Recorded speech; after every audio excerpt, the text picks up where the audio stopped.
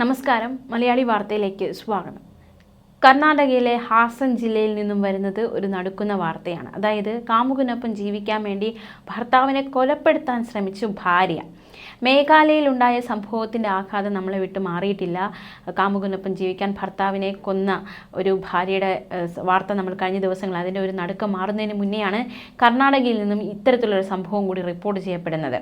വീട്ടുകാരുടെ ഭക്ഷണത്തിൽ അളവിൽ കവിഞ്ഞ ഉറക്ക ഗുളിക കലർത്തി കൊലപ്പെടുത്താനാണ് ശ്രമിച്ചത്. 33കാരി അറസ്റ്റിലായിരിക്കുകയാണ് സംഭവവുമായി ബന്ധപ്പെട്ട്. ഹാസനിലെ ബേലൂർ താലൂക്കിൽ താമസിക്കുന്ന ഗജേന്ദ്രയുടെ ഭാര്യ ചൈത്രയാണ് അറസ്റ്റിലായിരിക്കുന്നത്. 2 കുട്ടികളുടെ അമ്മ കൂടിയായ സ്ത്രീയാണ് ഇത്തരത്തിലൊരു കടുങ്കൈ ചെയ്തിരിക്കുന്നത്. യുവതി കാമുകനായ ശിവുവിൻ്റെ സഹായത്തോടെയാണ് ഭക്ഷണത്തിൽ ഉറക്ക ഗുളിക ചേർത്തത്. എന്നാൽ ഈ കൊലപാതക ശ്രമം തടയാൻ അല്ലെങ്കിൽ പൊളിയാൻ കാരണമായത് ഭർത്താവ് തന്നെയാണ് ഇത് കണ്ടെത്തിയത്. കഴിഞ്ഞ 3 വർഷമായി നിസാര കാര്യങ്ങൾക്ക് പതിവായി വഴക്കുണ്ടായതോടെ ഗജേന്ദ്രയും ചൈത്രയും തമ്മിൽ ബന്ധം വഷളായി. ഈ സമയത്ത് പുനീത് എന്നൊരാളുമായി ചൈത്രയ്ക്ക് ബന്ധമുണ്ടായി എന്നതടക്കമുള്ള ആരോപണം വരികയുണ്ടായി. ഭർത്താവ് ഇക്കാര്യം അറിഞ്ഞപ്പോൾ അദ്ദേഹം തൻ്റെ വീട്ടുകാരെ അറിയിച്ചു. അവർ ഇടപെട്ട് പ്രശ്നം പരിഹരിക്കുകയും ചെയ്തു. പക്ഷേ ചൈത്ര ബേലൂർ സ്വദേശിയായ ശിവു എന്ന മറ്റൊരു യുവാവുമായി ബന്ധം തുടങ്ങി. ശിവുവിനൊപ്പം ഒരുമിച്ച് താമസിക്കുക എന്നതായിരുന്നു ഇവരുടെ ലക്ഷ്യം. അതിനുവേണ്ടി ഭർത്താവിനെയും വീട്ടുകാരെയും കൊലപ്പെടുത്തുക എന്ന പദ്ധതിയിലേക്ക് ഇരുവരും എത്തുകയായിരുന്നു. പക്ഷേ ശിവുവുമായുള്ള ബന്ധം ഭർത്താവ് അറിയുമെന്ന പേടി, ആ ഒരു ആശങ്ക ഇത് ചൈത്രയെ വേട്ടയാടുകയും ചൈത്ര കൊലപാതകം അവരെ കൊലപ്പെടുത്തിയിട്ട് നമുക്കൊന്നിച്ച് ജീവിക്കാം എന്നൊരു ചിന്തയിലേക്ക് എത്തുകയും ചെയ്തു. 11 വർഷം മുമ്പായിരുന്നു ചൈത്രയുടെയും ഗജേന്ദ്രയുടെയും വിവാഹം നടന്നത്. എന്തായാലും അതിക്രൂരമായ സംഭവത്തിൻ്റെ നടുക്കത്തിലാണ് ഏവരും.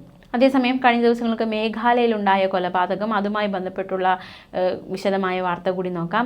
രാജ രഘുവംശിയുടെ തിരോധാനത്തിലും മരണത്തിലും ഭാര്യ സോനം രഘുവംശിക്ക് പങ്കുണ്ടെന്ന സംശയത്തിന് കാരണമായത് സോഹ്രയിലെ ഹോം സ്റ്റേയിൽ ഉപേക്ഷിച്ച നിലയിൽ കണ്ടെത്തിയ താലിമാലയെന്നാണ് വിവരം. ദമ്പതിമാരെ കാണാനില്ലെന്ന് പരാതി കിട്ടിയതിന് പിന്നാലെ പോലീസ് സോഹ്രയിലെ ഹോം സ്റ്റേയിൽ പരിശോധനയ്ക്കായി വന്നു. സോഹ്രയിലെ ഹോം സ്റ്റേയിൽ അവർക്ക് മുറി കിട്ടിയില്ല. എന്നാൽ സോനം തൻ്റെ താലിമാലയടങ്ങിയ പെട്ടി അവരുടെ താൽക്കാലികമായി സൂക്ഷിക്കാൻ ഏൽപ്പിച്ചു. നോൺ ഗരിയാത്തിലെ ഹോം സ്റ്റേയിൽ മുറി കിട്ടി. പക്ഷേ സാഹ്രയിലെ ഹോം സ്റ്റേയിൽ നിന്ന് താലിമാലയടങ്ങിയ പെട്ടി എടുക്കാതിരുന്നതാണ് സംശയത്തിലേക്ക് നയിച്ചത്. മെയ് 11-നായിരുന്നു സോനുവും രാജയും വിവാഹിതരായത്.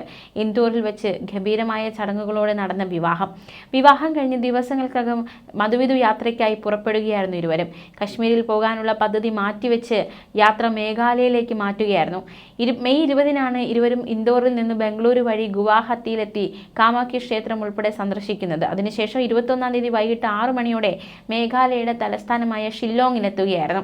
അവിടെ ബാലാജി ഗസ്റ്റ് ഹൗസിൽ അന്ന് രാത്രി ഇവർ തങ്ങി. പിന്നീട് രാവിലെ ഇരുവരും കീറ്റ് റോഡിലൂടെ ഒരു സ്കൂട്ടി വാടകയ്ക്കെടുത്ത് കറങ്ങാൻ ഇറങ്ങുകയായിരുന്നു.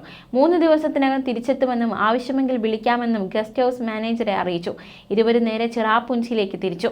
പാർക്കിംഗ് സ്ഥലത്ത് സ്കൂട്ടി വെച്ച് ട്രക്കിങ്ങിന് പോയൊരു ഹോം സ്റ്റേയിൽ താമസിച്ചു. പ്രാദേശിക ടൂറിസ്റ്റ് ഗൈഡും കൂടെ ഉണ്ടായിരുന്നു.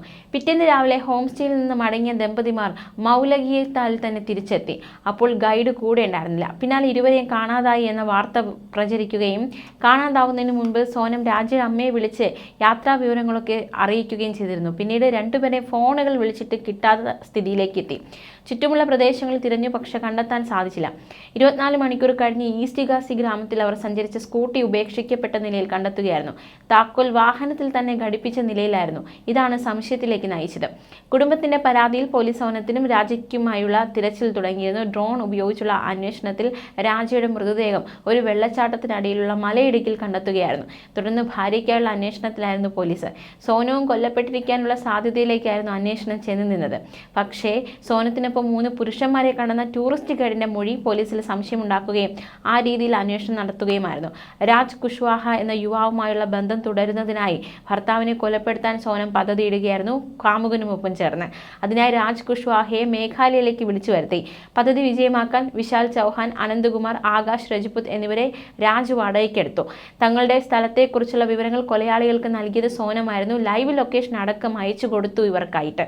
എന്തായാലും രാജയുടെ കൊലപാതകത്തിൽ സോനം കുറ്റസമ്മതം നടത്തിയതായി പോലീസ് പറയുന്നു. മേഘാലയ പോലീസിന്റെ പ്രത്യേക അന്വേഷണ സംഘത്തിന് മുന്നിലാണ് സോനം കുറ്റം സമ്മതിച്ചത്. കൃത്യം നടത്തിയ ശേഷം മുങ്ങിയ യുവതിയെ ഉത്തർപ്രദേശിൽ നിന്നാണ് പോലീസ് പിടികൂടിയത്.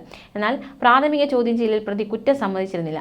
കവർച്ചാ ശ്രമത്തിനിടെ തന്നെ രക്ഷിക്കാൻ ശ്രമിക്കുന്നതിനിടെയാണ് ഭർത്താവ് കൊല്ലപ്പെട്ടതെന്നായിരുന്നു യുവതി ആദ്യ മൊഴി നൽകിയത്.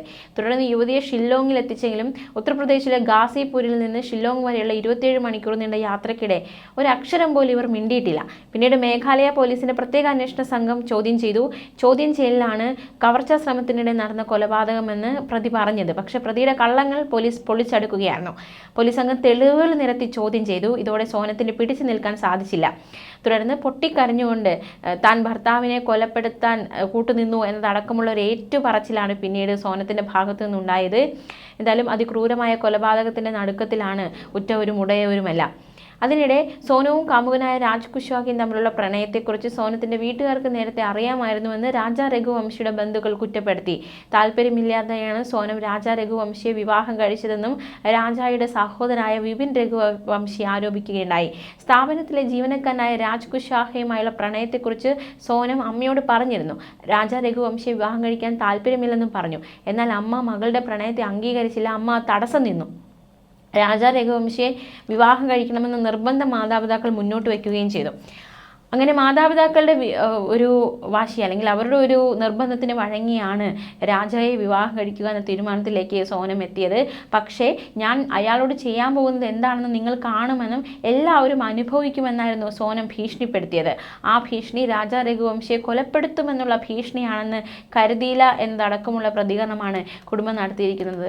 തീർച്ചയായിട്ടും ഇവിടെ സോനത്തിൻ്റെ വീട്ടുകാരും ഇവിടെ പ്രതികൾ തന്നെയാണ്. കാരണം ഇത്തരത്തിലൊരു ബന്ധമുണ്ട് എന്ന് അവർ പറഞ്ഞപ്പോൾ പോലും ആ ബന്ധത്തെ അംഗീകരിക്കാതെ മൂന്നാമത് ഇതൊന്നും അറിയാത്തൊരു വ്യക്തിയെ ബലിയാടാക്കാൻ ആ വീട്ടുകാരും കാരണക്കാരായി എന്നതാണ് ഇവിടുത്തെ ഏറ്റവും ശ്രദ്ധേയമായ കാര്യം.